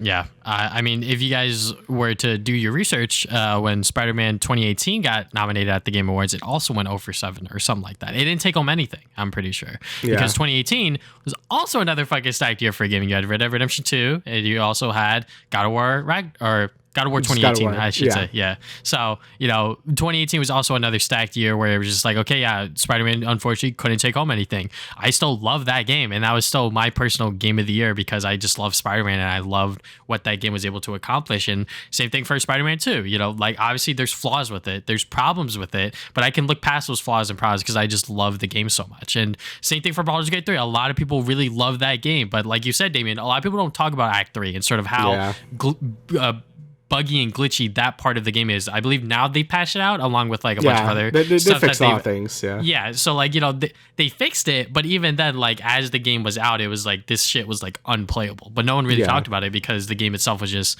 that good and people just loved it that much. So same thing can be said for Spider-Man 2. But yeah, it going for over 7, I mean, it's like, it is what it is. Like this year is just so stacked. So it was a stacked year, and I feel like any game that was nominated for anything is like kind of a huge honor because there were so many good games. I mean, like Dead Space Remake was barely. I think it was only one thing, and that game was also fantastic. Like there's so many great games that just weren't here, and it's just impossible to include every single game ever this year because how stacked. I mean, Octopath 2 wasn't anything either. I know people were really upset about that, and that game was also really good. So.